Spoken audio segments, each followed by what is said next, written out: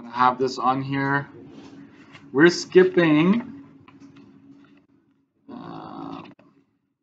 amortization tables. Do you remember that from vehicle finance? Remember us filling in these amortization tables? We won't do them. I want to take a break from that because it takes me one 50-minute lesson to kind of remind you how to do that. So I want to take a break from that. I'd rather cover new stuff. So I wouldn't expect you right now to fill out an amortization table because I will review that with you. So instead, we're going to go to insurance, 47. Have a highlighter or two or three.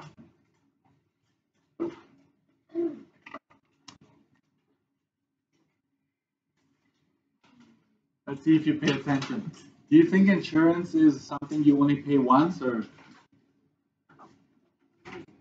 it says it right on there, ongoing cost? Insurance is something you pay all the time. There's two types we're going to cover. We're going to cover tenant insurance, and then we're going to cover home insurance. Tenant insurance is for people that rent. So if you're a renter, it will cover the contents of your apartment, or what we call the personal belongings. So if your building burns down, if your neighbor under you leaves the oven or the stove going, forgets to turn it off, a fire breaks out, and you're above that apartment, if the fire gets into your apartment, your stuff wouldn't be covered unless you get tenant insurance. It's very cheap. It's probably like $100, $200 a year to get it, and I would strongly suggest you do it because you never know, right? You should consider tenant insurance if you're renting, as it covers the belongings. Watch this. Perils is the same thing as belongings, okay? That's a key word there. Tenant insurance also covers you for potential liability to surrounding structures. That is the word there that I want you to highlight. It covers you from liability. And I'll give you an example here. Luckily, nothing major happened. Like I didn't have to pay anything. But, well, it wasn't my fault. I lived in an apartment. Somebody did some work on the bathtub. And you know how there's that little drain? Like if the tub gets filled too much, it will run into it, right? Whoever worked on it didn't install that properly. And so my kids, they love taking baths when they were little, right? So they filled that up, and the water would run behind the tub into the neighbor underneath us. And the whole ceiling was wet, and some damage occurred.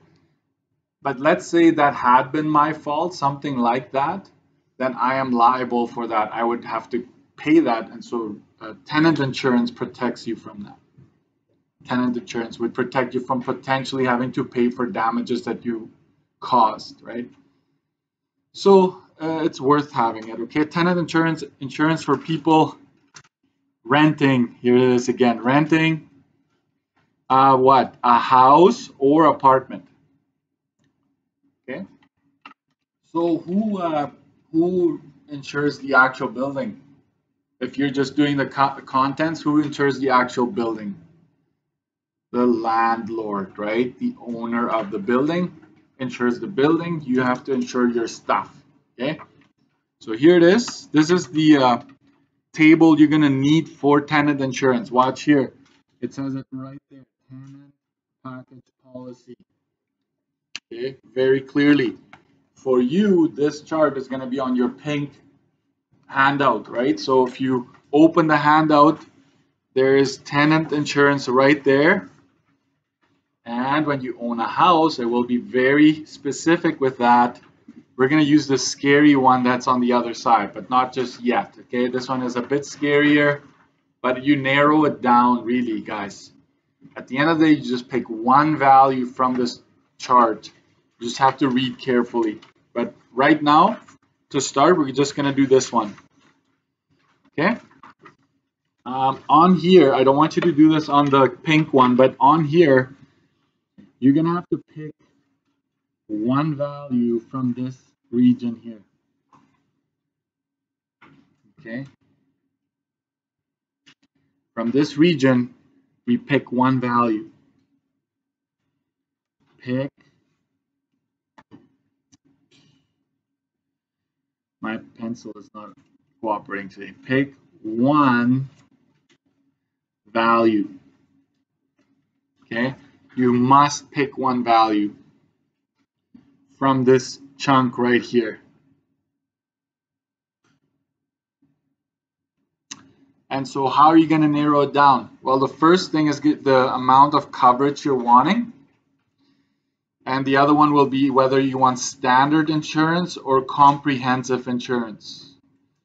The name kind of says it all. Standard is just going to cover you for the very basics.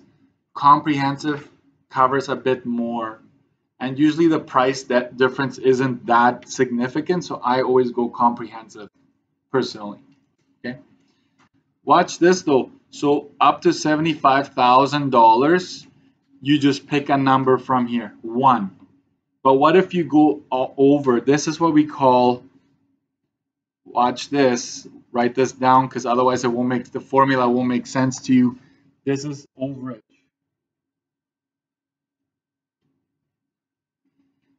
Over, if you go over the 75,000, if you have more than $75,000 worth of stuff, you need to buy additional insurance. So it's either $450 for each additional $1,000, or it's $550 for every additional $1,000 above it. Okay, guys? So do a little experiment with me. If you have $76,000 worth of stuff, you would pay $359 plus an extra $450 for the extra $1,000 you're going over. So you would add these two up, right? So that's what you need to make sure. So overage only if it applies. The bottom here only if applies. If you're anywhere within here, you just go pick a number, you're done. This is a $500 deductible. See that? Anything on this table is by default a $500 deductible premium. Anybody remember what a deductible is? You remember hearing that, don't you? Vehicle finance? It's what you pay when you make a claim. That's what it is. Let's say your roof needs, the storm destroyed your roof. You need a new roof. Okay, insurance company, I need a new roof. They send somebody out. They're like, yep, you need a new roof. You would have to pay $500 out of your pocket. They would cover whatever is over. So let's say it's a $12,000 job. They would pay $11,500. You're responsible for the $500. Okay, but then there's the other one. I'm running out of highlighters, but if you want a $200 deductible, what do? What does it say here? Increase premium by 10%. How do we do that? We go times 1.10. That's what we do to make that happen. You just add 10% to whatever is on this table, you add 10%. And one more thing. This is new, so I had to add this. Insurance is taxed. This thanks to the conservative government under Pallister, he introduced this. Insurance is taxed PST, which is 7%. Okay. How do we add 7% taxes to something? We multiply it by 1.07. That's how you do that. So just watch for the words before or after tax.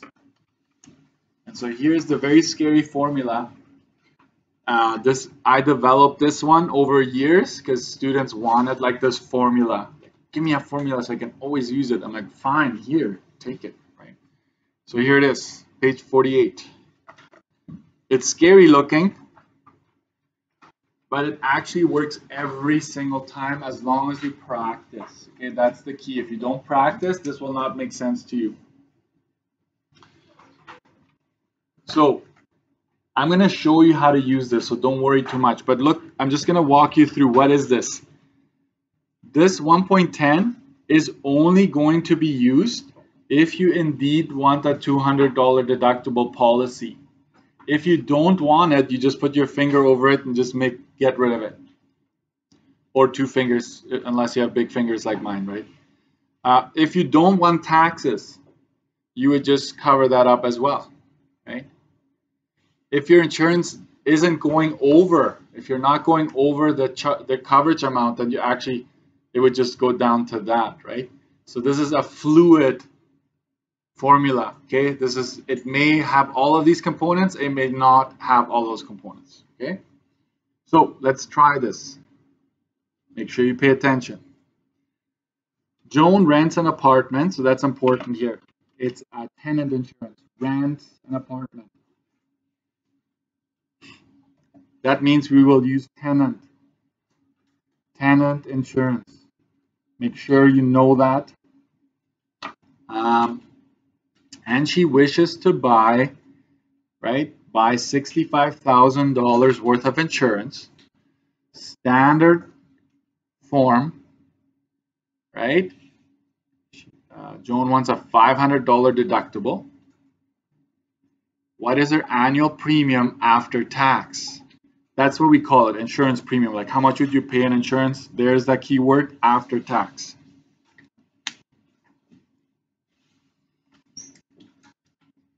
Let's calculate the insurance here. Insurance. Ready?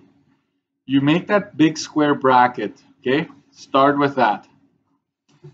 You're gonna go grab a table rate. So grab the pink one, grab the pink handout. You're gonna go to tenant insurance. That's you.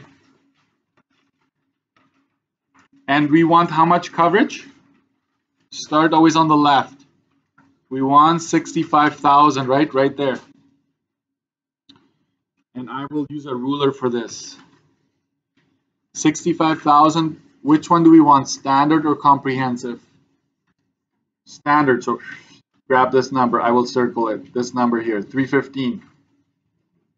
You're not going over here, guys. You're well within the amounts that are listed.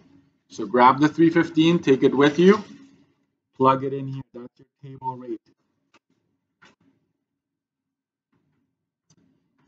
Is there any overage? And I already told you you're not going over 75,000, correct? So you just put a 0 there.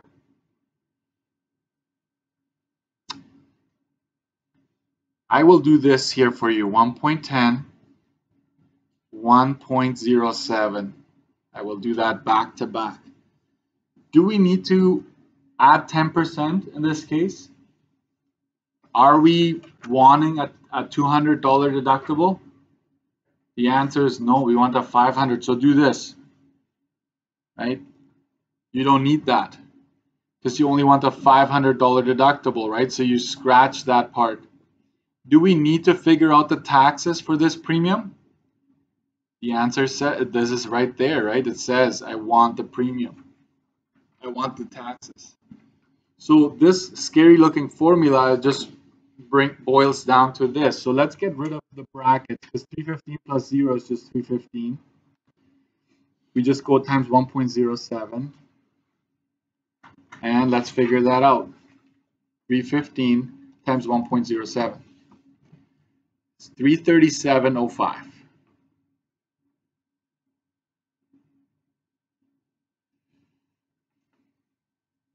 And that's for quite a bit of coverage, right? To have $65,000 worth of stuff in your apartment, even if you have like the latest gaming console, TV, blah, blah, blah, 65 is quite up there, right? But some people add up stuff over time, so you might want the extra insurance.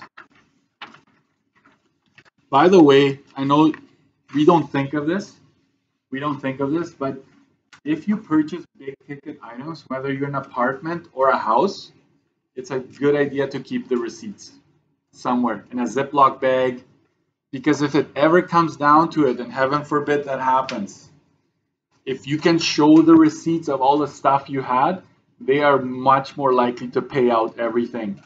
But if you just say, oh, I had this and I had that and it was this, they're not as likely. You're gonna have to fight to get your money back. And I know people their house burned down. They lost all of their stuff, and they were, for some reason, I don't know why, they kept all the receipts of everything they bought ever, and so they just went here, right? And the insurance had no choice but to pay it out. So I scan my stuff. I have a PDF scanner, so any big ticket item, I will just scan the receipt and just keep adding to that file. So something to consider. You're young still, so you're gonna start buying stuff more and more. So do it, right? Okay, so this example, let's make a note here. No overage here. Make a note here for yourself. This is the simplest example where you don't have to worry about going over the maximum. Okay? Let's put in brackets. What's the max for tenant insurance? Maximum would be 75,000. Right? We are under 75,000, so then you don't need to worry about overage. But the next one is going to have that. Okay?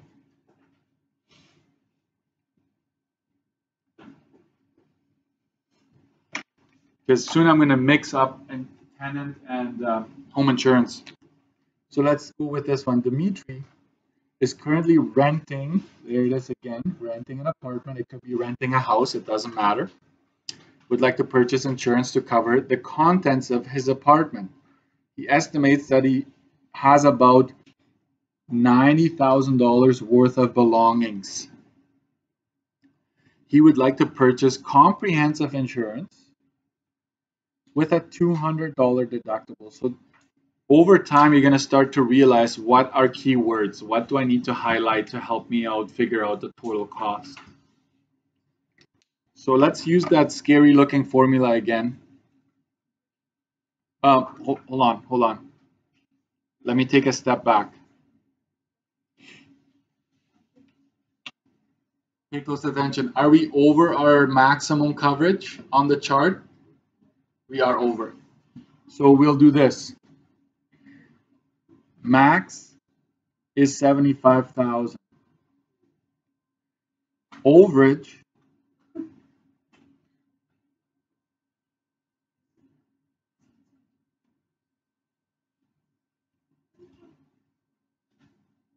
is, what's that mental math?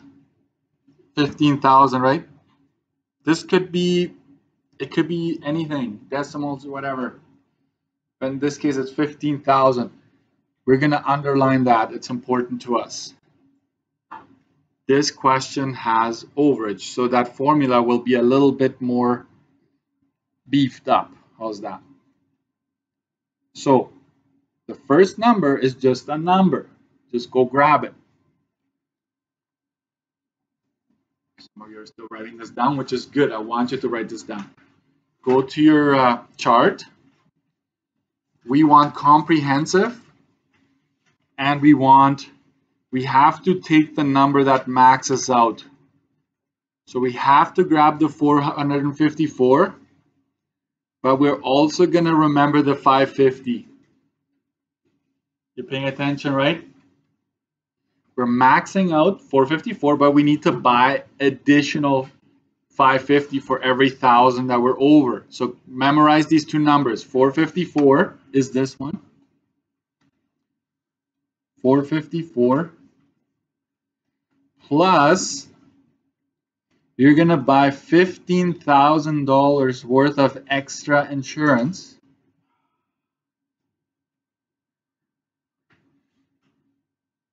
And how much is it for every $1,000 you go over? 550, right? Look, 550 right there. That number comes with you here. And that's why I use square brackets. I don't know if you've ever seen square brackets in math, but it is a thing. It's to kind of distinguish between the round brackets you see. So 454 plus we need extra insurance. So I'm going to make an arrow going there, right? You pay 550 for every 1,000. Okay. Outside the square brackets, what does my formula ask for? Let's go 110, and then let's go 1.07. I didn't say whether or not before or after taxes. Let's go before taxes. I'm just going to say before taxes. On page 48, right? Before taxes, we're going to say. So that means that I don't need to worry about this. Do I need to worry about the 1.10? Do I need to add 10%? Yes, because of this. And the before taxes gets scratched because we don't need it. So let's clean it up. Do not do this in one shot. 454. I'm still going to keep my square brackets. Plus, grab your calculator and figure out how much that's going to be. 15,000 times 550 divided by 1,000. 8250. You're going to pay an extra 8250 for that extra amount you want coverage for. Like this. So it's getting cleaner and cleaner, right? Just like your room. Hopefully, right? Mother's Day is coming. You make sure that room is spick and span. Okay. So now I get rid of the square brackets because I don't need it anymore, right? I added this up, I get that number. Now I take care of whatever's outside. Guys, what is this? This right here would be a 500 deductible premium right there with before taxes. Multiplying by 1.10 makes it a $200 deductible. So we're just going to take that times 1.10 or 1.1, and that is 590 and 15 cents, right?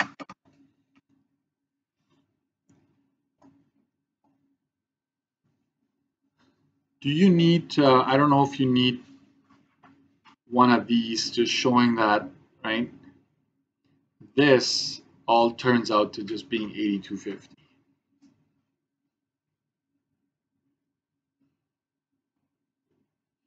So this is going to be worth, a question like this is probably worth 4 marks because there's so many steps involved. Okay.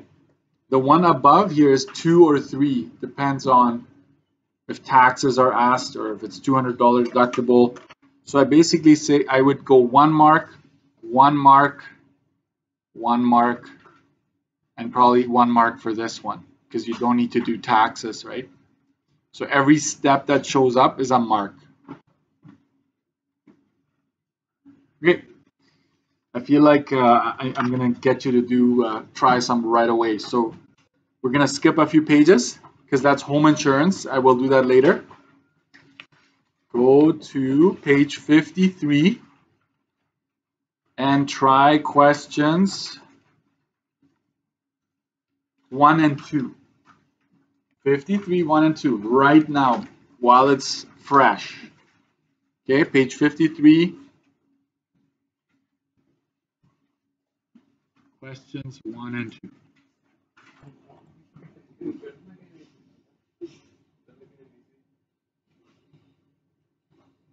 First question, second question, third question. This is usually a sign, like if there's a strong wind or something, it flipped it up and it cracked, right? This little asphalt tab actually glues onto the shingle that's below it. And the hotter it is, the more this asphalt melts and it really sticks to the roof. So over time, like if it's a brand new roof, it will take some time to really stick well, right? And something tells me that this is a sign that this strip is starting to dry out. And so your roof is no longer nice and sealed, right? Wind can come under it and just break it, right? And you need to watch out because what's under there, I don't know if you can see that. It took me forever to find a picture. Those are nails, right? because roofers, they nail and then they put the next row over those nails. And so now this is exposed. So if it rains hard, luckily this is higher on the roof, but if this is more lower down here, the water will start dripping in there. And the board underneath will start to rot. And so you need to check at least once a year whether or not your shingles are good. And I'm telling you this from my own experience. You know who found out that I had a missing shingle? My neighbor was getting his roof done, and the roofers that were doing that roof told me, he's like, hey, you want to see, like, you're missing a shingle there? I'm like, what? Sure enough, I went into my attic and I could see signs of water coming in slowly. So I hired them to do my job, right? And I was like, 12 grand, guys. Roofing is expensive. If you see it curling up like this, it's a sign that you need a new roof. Please do not wait until you have the money. Then you need to, that's the one time I'd say, go borrow some money, get a loan, get your roof done. Other things can probably wait, but the roof is like, I've seen roofs like this and I'm like, wow, like this is not good. Especially in the winter, right? When there's ice built up here, the water will try to run down, but it will go under and into the house, right? So make sure you take that into account. Another thing I want to show you is on page 81. Last year, a lot of basements were flooded, unfortunately. I have at least 2 people that I know, they had their basements flooded.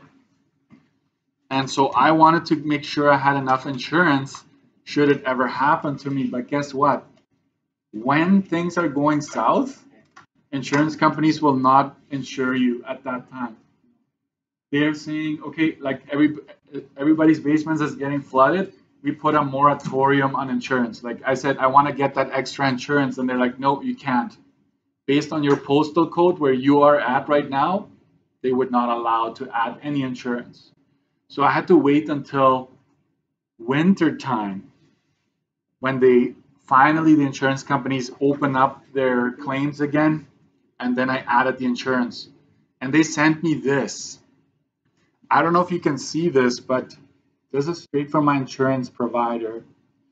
This is how newer houses work, right?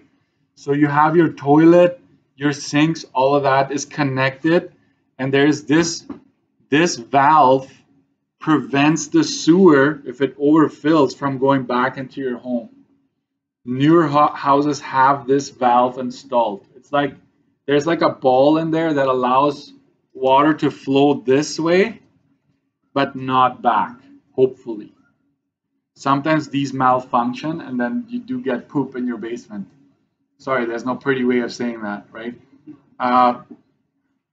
And your sump pump is somewhere here, and it's going to pump out the water. The water is going to trickle down. There's something we call the water table. There's water. If you were to dig down into the ground, there's like a level where the water is just sitting. And when it's very wet, the water table goes higher and higher. It goes like up here maybe. So the sump pump makes sure that the water around under your basement collects here and it gets pumped out. And you want that hose to be as far away from your house as possible. Obviously, it's going to find its way down and may come back here to your sump pump, but the idea is that it slowly slows down, okay? Do you see on page 81, do you see this? This picture right here where my finger is? I would recommend when it's still very cold at night, you put like a solid pipe there. Don't put the hose on when it's still freezing at night, because that is going to sit there. Your pump is going to try to pump out and it's not going to be able to do that. So I would recommend something like this. That's my setup at home, but basically. I have some other goodies here, but anybody have these ones in their house by their windows? Those are called window wells. Did you know that the gravel in there, this is what it really looks like. At some point, somebody put a pipe in there, a drain that goes straight down and connects to the pipe that is around your basement that collects the water. And so this should drain nicely. You should not have water pooling up here. I would get rid of all the snow that builds up in there, especially in the spring. Clean that out, right?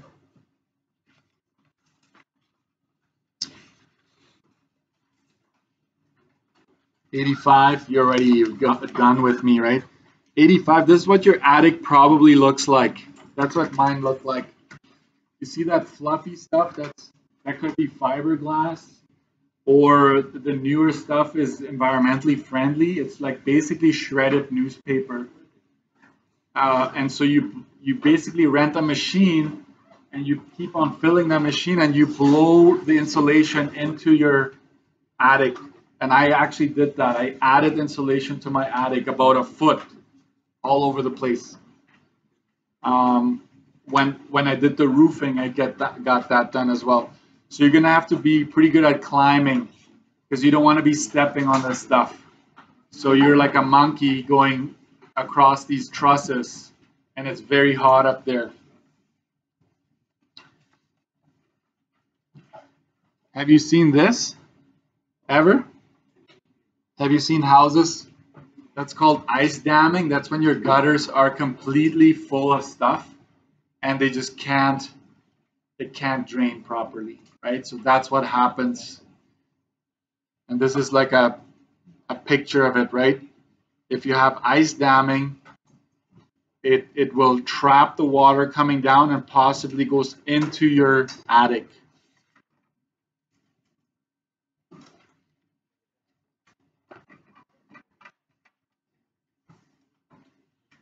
Have you ever seen somebody on page 87, anybody do that by your neighborhood? Have you ever seen somebody with, that's called a snow rake? I have one of those. You keep connecting rods and you go up and you clear close to your gutters, you clear that snow, because sometimes I have like a snow drift that is like this high, right? And so I try to clear that snow when it's getting close to spring. All things you don't think